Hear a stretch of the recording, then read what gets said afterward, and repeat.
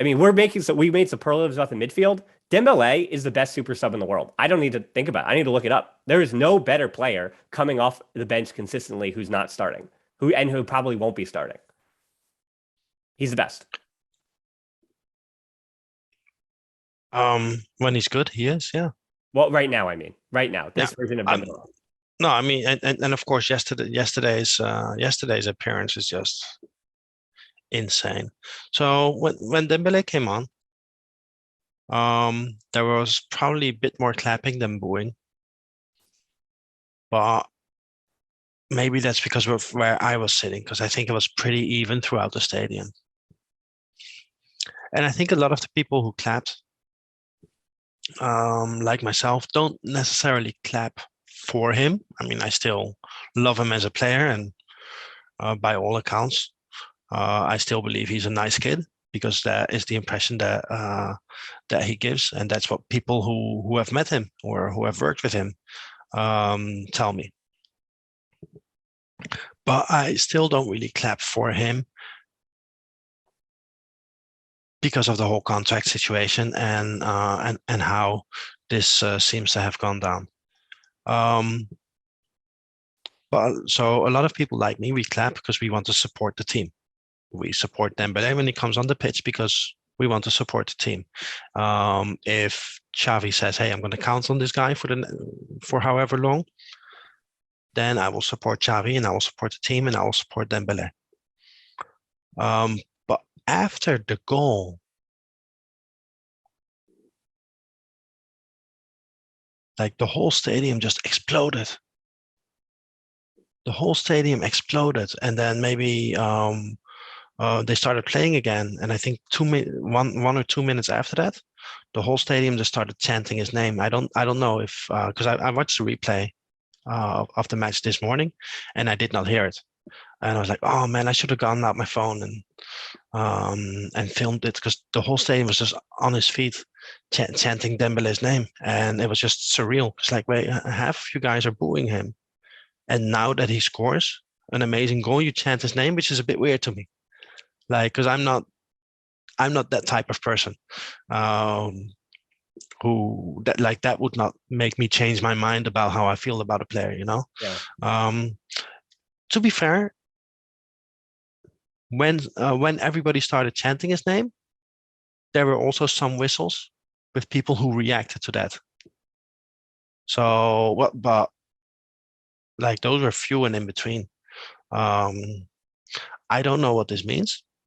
I don't know how it's going to end. You, you know that I adore the player and I want him to resign. Um, I would much rather spend the money that we have on keeping this group together. Araujo, Gavi, Ousmane, than spending that money on new signings this summer. Mm-hmm. Um, but hey, let's see. Let's see what happens. All I know is that, you know, he has not signed anywhere else yet. Yeah, and I think the reason why it's becoming a question again is that yes, if he does have some kind of huge wages deal already lined up and he's already gone because he's already going to sign with, I mean, who knows, right? Like their things could be changing at Chelsea.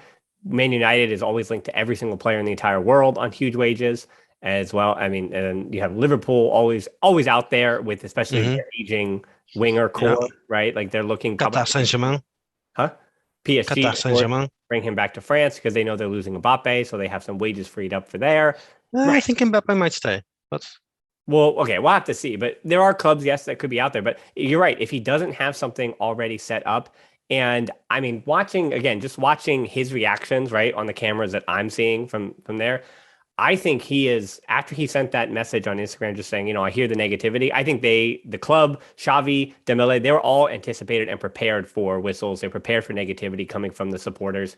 And I think this team is so unified at the moment together where it really is unaffected, right? I think Dembele's decision to stay or go has nothing to do with the atmosphere or the stadium. It's all going to have to do with the support from the club within, that being the differences between Xavi and then the amount that Laporta and the board are willing to give him financially. I think it's still what's going to come down to.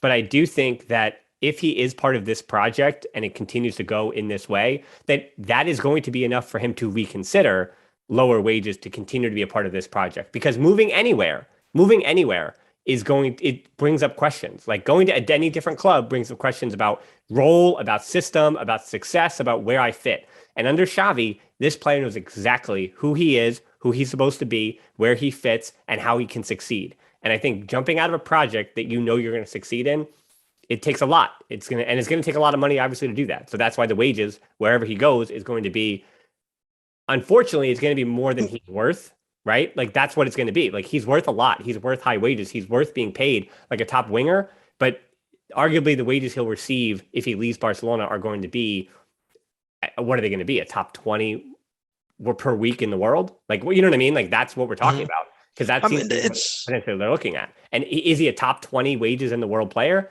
I don't think so, because he doesn't stay healthy long enough. But he certainly is. If that's what he's asking for, that's what he's going to leave for. It's such a weird situation, though, because first of all, yeah, he's happy here, but Adama is playing better than expected, and right now Dembele is not starting. You know, I think he's better than Adama. However, so far, Adama is dependable. Like he has some limitations, but he pretty much always plays up to his potential within those limitations. Whereas with Dembele, you kind of don't know which Dembele you're going to get on any given day. Even though I think he's been more consistent than in his first couple of seasons. So there's that part. There's the project where before January, he was the clear leader of the offense. He was the star player. And now he is not starting. So how is that going to influence him? The other thing, and this is where this is why I say, well, you know, he has not signed anywhere else yet. He's taking a huge risk because with his injury history, yep, you would think like if he doesn't take the offer that Barcelona put on the table for him, and Barcelona's like, well, you know, if he doesn't take it, we think that he already has a deal somewhere else. Well, if he does, he hasn't signed it yet. And if he has not signed it yet, then what is he waiting for? Because this guy, 2 months from now, or tomorrow during training, we can get news that he's out for another 6 months. Yeah. And, you know, if that happens, you're going to have to ask, well, is some other club still going to be able to give him or be willing to give him the deal that he's looking for? Yeah.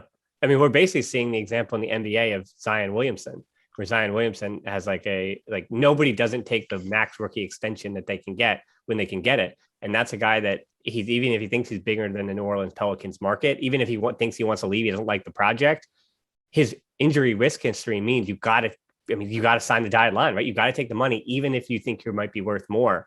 And you're right, that Dembele's like the last 4 years of his injury history